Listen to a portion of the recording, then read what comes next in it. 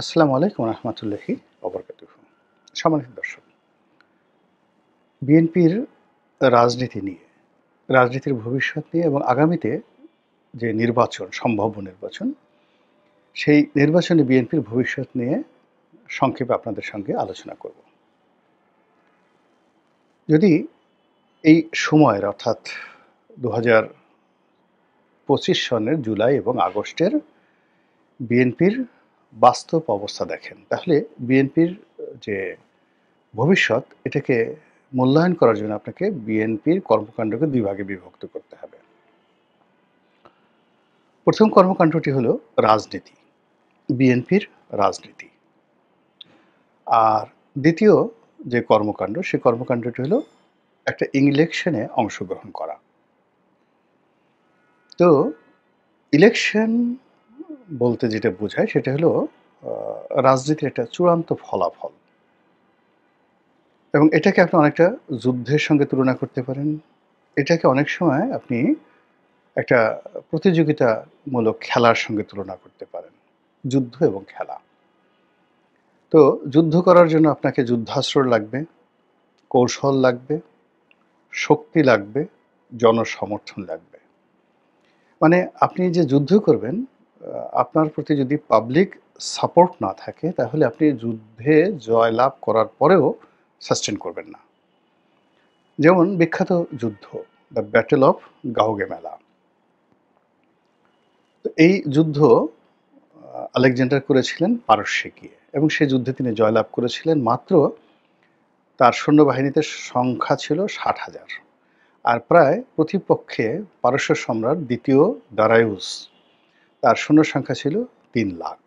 যুদ্ধে জয়লাভ করার পরেও দীর্ঘ ২ বছর টানা চেষ্টা করেও তিনি পারস্য জয় করতে পারেননি।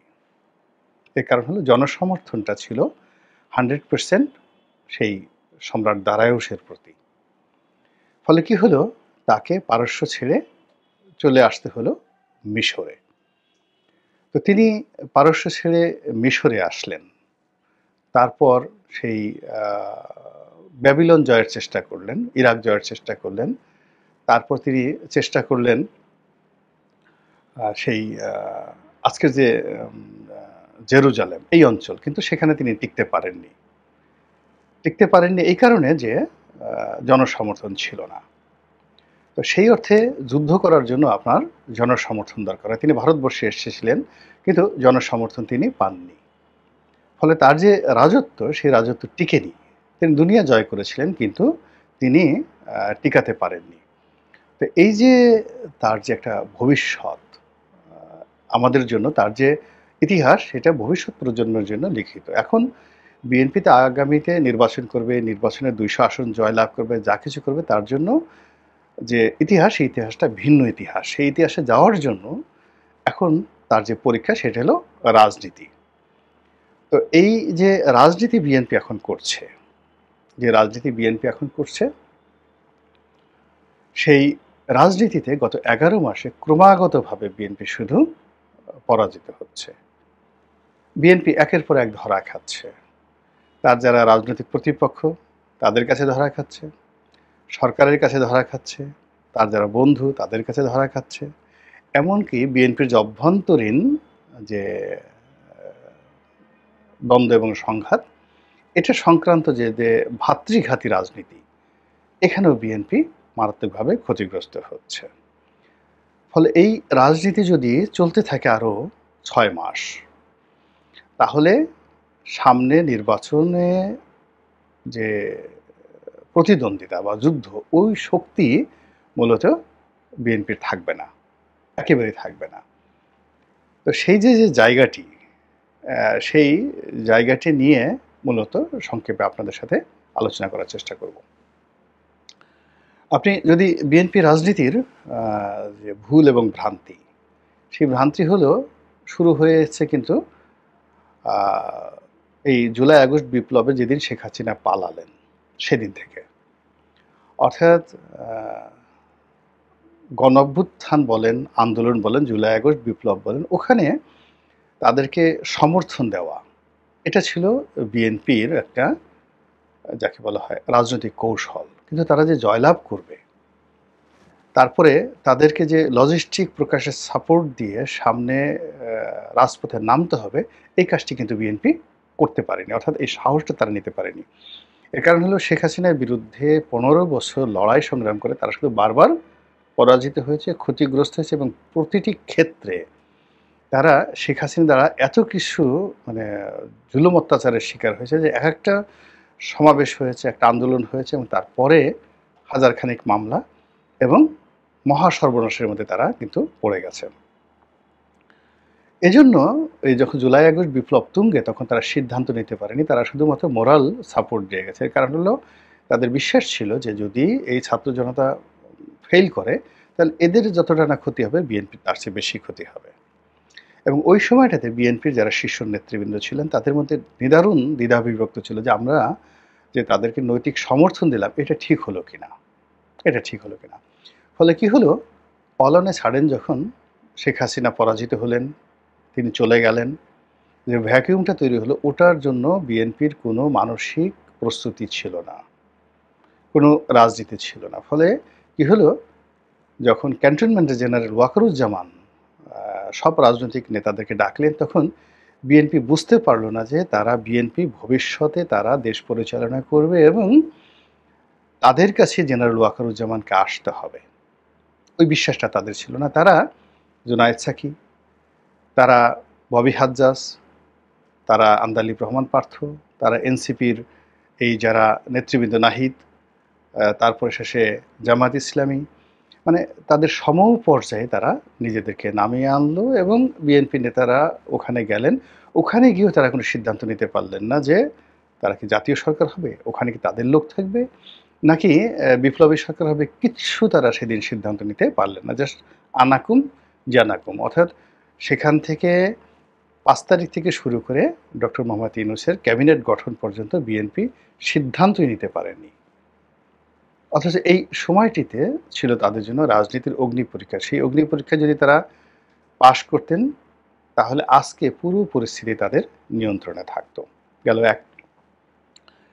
এরপরে তারা সিদ্ধান্ত নিতে পারেননি যেদিন ৩২ নম্বর ভাঙা হবে,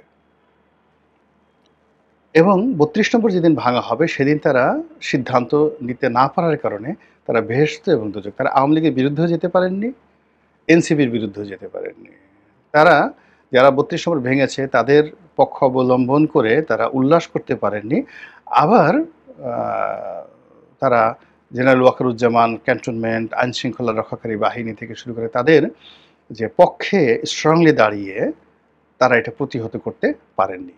এবং এটা এই দুটো জায়গাতে তারা যে সিদ্ধান্তহীনতায় পড়েছেন, এই সিদ্ধান্তহীনতার কারণে they lost their credibility and their power and their stability. তাদেরকে আওয়ামী লীগ, জামাত, বিএনপি সবাই খুব সহজলভ্য মনে করছে যে এদেরকে ভয় দেখানো যায় এবং এদেরকে পাশে নেওয়া যায় এবং এদেরকে দিয়ে যে কোনো কাজ করা যায়। এরপরে তারা সিদ্ধান্ত নিতে পারেনি যে মানে ইলেকশনটা আসলে কবে হবে। তারা প্রথমে মনে করেছে যে খুব দ্রুত ইলেকশন হলে ভালো হয়, কিন্তু ইলেকশনটা যে ২০২৪ সনের ডিসেম্বর মাসের মধ্যে তারা আদায় করতে পারত, এই বিশ্বাসটাই তাদের আসেনি। এবং এখানে তারা একটা সমাবেশ করেছে, নির্বাচন চেয়েছে, এবং এটা নিয়ে যখন সমালোচনা করেছে বিভিন্ন লোকজন, তারা পিছিয়ে গেছে। অথচ পুরো মাঠের যে শক্তিমত্তা ওই সময় তাদের হাতে ছিল, তখন এনসিপি গঠিত হয়নি, কিন্তু তারা সেটা পারেনি।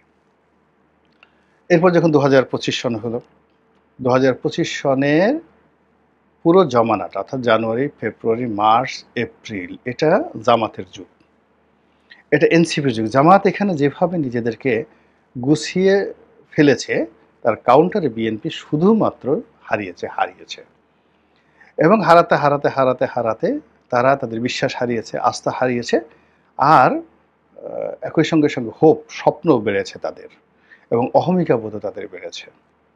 অর্থাৎ অহমিকা তখনই হয় যখন প্র্যাকটিক্যালি মানুষ যখন বিজয় লাভ না করে। যেমন তাদের জনপ্রিয়তা আছে, ভোট ব্যাংক আছে, এগুলো মানে তাদের অহমিকা। তাদের কর্মী আছে, সমর্থক আছে, এগুলো তাদের অহমিকা। কিন্তু এগুলোকে মোকাবেলা করে, এগুলোর সাথে নার্সিং করে এগুলোর সঙ্গে টাইম টু টাইম যোগাযোগ রক্ষা করে সব কিছুকে জামাত যেভাবে তাদের সংগঠনটাকে রেখেছে, ওই সংগঠন করার জন্য যে পরিশ্রম দরকার, ইনভেস্টমেন্ট দরকার, সেটা বিএনপির নেই। বিএনপি যে কাজটা করেছে সেটা বরং এই সংগঠন করতে গিয়ে সেখানে চাঁদাবাজি হয়েছে, কমিটিবাজি হয়েছে, সেখানে অনেক কিছু হয়েছে।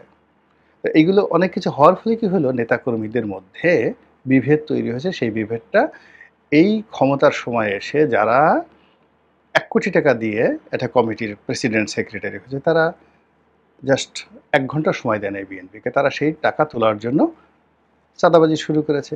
আর ধরুন বিএনপির যারা শাসন করবে তারা তো আলটিমেটলি এদের কাছ থেকে টাকা নিয়েছে, এবং গত ১৫ বছর ধরে এইভাবেই কমিটি বাণিজ্য হয়েছে। এবং বিএনপির খুব অল্প সংখ্যক নেতা আছেন যাদের বিরুদ্ধে কমিটি বাণিজ্য করে টাকা পয়সা রোজগারের অভিযোগ নেই, আর বাকি সবার বিরুদ্ধে আছে। তো এই অভিযোগ থাকার কারণে কি হলো, বিএনপি তার সংগঠনটাকে নিয়ন্ত্রণ করতে পারেনি, যেটা জামাত পেরেছে। ফলে বিএনপি ধরা খেয়ে গেছে, বারবার ধরা গেছে, সংগঠনটা তছনছ হয়ে গেছে। এখন যদি বাংলাদেশে বলা হয় চাঁদাবাজ কারা, বিএনপি চলে আসে। এটা যে রাজনীতি, জামাত যে রাজনীতিটা করেছে, জালেম কারা, এখন কেউ আওয়ামী লীগের কথা বলবে না, চাঁদাবাজ আওয়ামী লীগের বলবে না, ছাত্রলীগের বলবে না। এখন এই পুরো রাজনীতির যে বিষয়টা, এটা চলে আসছে বিএনপির ওপর। এটা রাজনীতির এটা মারাত্মক করা যায়। এখন সেই যে ২০০১ থেকে ৫ সনে, যেখানে সালাউদ্দিন কাদের চৌধুরী একটা ভিডিও দেখলাম, তিনি স্পষ্টভাবে বলছেন যে দেখুন মাঠের অবস্থা কি। মাঠের বাস্তবতা হলো, রাস্তায় গিয়ে যে কোনো একটা অন্ধ লোকরে জিজ্ঞাসা করেন যে 10% কে নেয়, কারা নেয়। তো সালাউদ্দিন কাদের চৌধুরী তখন সংসদ বিষয়ক উপদেষ্টা বা এরকম পর্যায়ে ছিলেন। তো তিনি তারেক রহমান সাহেবকে উদ্দেশ্য করে দুটো কথা বলেছিলেন। একটা কথা হলো, কুকুরে লেজ নাড়ায়, লেজে কুকুর নাড়ায়। তা বিএনপির মধ্যে দেখেন তখন কতটা গণতন্ত্র ছিল। এটার জন্য সালাউদ্দিন কাদের চৌধুরীকে বা তার গাড়িতে কখনো ছাত্রদলের হামলা হয়নি, বা তাকে হাওয়া ভবনে ডেকে পাঠানো হয়নি। তারেক রহমানকে নিয়ে কার্টুন হয়েছে, অনেক কিছু হয়েছে। তো সেই সময়তে তিনি আরেকটা কথা বলেছিলেন যে এই বাংলাদেশের দুজন মহিলা আছেন।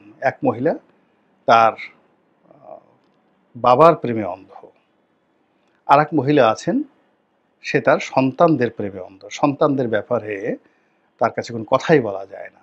বেগম খালেদা জিয়াকে উদ্দেশ্য করে প্রাইম মিনিস্টার তিনি কিন্তু ওই কথাগুলো বলেছিলেন। এবং আরেকটি কথা যেটা এখন ভাইরাল, সেটা হলো যে 10%, মিস্টার 10%, তারেক রহমান নিজে মিস্টার 10% বলেন। পথে ঘাটে মাঠে জিজ্ঞাসা করে দেখেন, সবাই তাকে 10% বলে। এবং আমি এই কথাটা আজকে একটা সাক্ষ্য দিচ্ছি যে ওই সময়টাতে আমার একটা বাস্তব অভিজ্ঞতা হলো যে গুলিস্তানের যারা চাঁদা কালেকশন করে, ওই যে টোল কালেকশন করে, চাঁদাবাজি বসায়, তো সেই তারাও বলে, তারা গিয়ে বলতে চাই বেশি করে টাকা দাও, এ টাকা হাওয়া ভবনে দিতে হবে।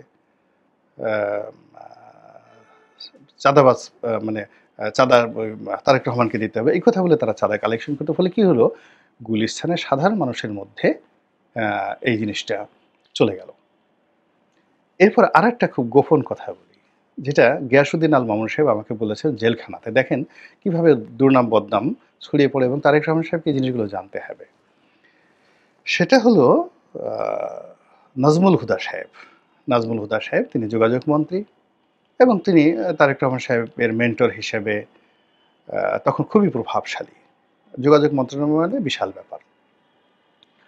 তো উনি বললেন একদিন, গিয়াসউদ্দিন আল মামুনকে বললেন, এটা তারেক রহমান সাহেব জানেন কি জানেন না, এটা মামুন বলতে পারবেন। তো উনি, মামুন সাহেব যে কথাটা আমাকে বললেন, যে উনি বললেন যে দেখো এখানে এই যে সিএনজি যে অটোরিকশা, সেই অটোরিকশার আর সিএনজি যে ফুয়েল স্টেশনগুলো, এগুলো স্থাপন হবে। তবে এখান থেকে আমরা ইচ্ছা করলে পার্টির জন্য কিছু টাকা কালেকশন করতে পারি, তো আমরা এটা করব। মানে উনি সিদ্ধান্ত নিলেন, উনি খুব ভালো টাড়া লোক ছিলেন, করলেন। তো মামুন শুনলেন, বলে আচ্ছা ঠিক আছে, দেখেন যেটা আলাপ আলোচনা করে ভালো হয় সেটা করলেন। তো মামুন সাহেবের যে বক্তব্য, গিয়াসউদ্দিন আল মামুন, যে উনি ফান্ডে, ওই পার্টি ফান্ডে হয়তো ১ কোটি টাকা জমা দিয়েছেন, কিন্তু নিজে ১০০ কোটি টাকা মেরে দিয়েছেন বস্তা ভরে ভরে। মানে এই হাওয়া ভবনের কথা বলে, তারেক রহমানের কথা বলে, এই গিয়াসউদ্দিন আল মামুনের কথা বলে তারা সেই টাকা নিয়েছেন। টাকা নিয়ে পার্টি ফান্ডে হয়তো দিয়েছেন ১ কোটি, কিন্তু নিজেরা ১০০ কোটি টাকা মেরে দিয়েছেন। দ্যাট ওয়াজ হ্যাপেনিং, এবং সেটা সেখানে হয়েছে। একইভাবে যেটা আরেকটা কথা, এই যে মামুন আমাকে বলেছে, তারপরে আবার সেই সেম কথা এখন পিনাকিও বলছে, এবং সম্ভবত পিনাকিকে এই কথা বলার জন্য মামুন সাহেব বা অন্য যারা আছে তারা এই তথ্যগুলো দিয়েছেন, বা তারেক রহমান সাহেবের যে এখন মিডিয়া সেল দেখেন যে ভদ্রলোক মিস্টার পাভেল, তিনিও হয়তো এই তথ্যগুলো দিতে পারেন। সেটা হলো ওই যে খাম্বা নিয়ে, মানে খাম্বা যখন তৈরি করা হলো, এর 90% যে কাজ, 90% কাজগুলো পেয়েছেন জেমকন গ্রুপ। জেমকন গ্রুপ মানে কাজী শাহেদ আহমেদের কোম্পানি এবং তার অন্যান্য সিস্টার কোম্পানি। অনলি 10% কাজ পেয়েছে মামুনের কোম্পানি মানে খাম্বা, কিন্তু বদনাম হয়েছে 100% তাদের। তো এরকম অনেক কিছু হয়েছে, এবং ঠিক সেম জিনিসটা কিন্তু এখন হচ্ছে আবার সেই 10%। এখন এই যে চাঁদাবাজি হচ্ছে, আপনি গিয়ে দেখেন পল্টনের মোড়ে থেকে গুলিস্তান পর্যন্ত, বায়তুল মোকাররম, এই 3টা জায়গা দেখেন, বায়তুল মোকাররমের সামনে, পল্টনের মোড়ে এবং গুলিস্তানে। আগে যেখানে হকারে মানে ফুটপাতে হকার বসতো 10 জন, এখন এই এলাকাতে হকার বসতেছে 20 জন, ভ্যারাইটিস হকার।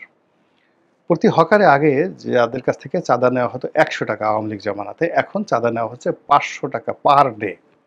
500 টাকা পার ডে চাঁদা নেওয়া হচ্ছে, এবং এটা নিয়ে কয়েক দফা মারামারি হয়েছে। এখন এই টাকা কোথায় যাচ্ছে?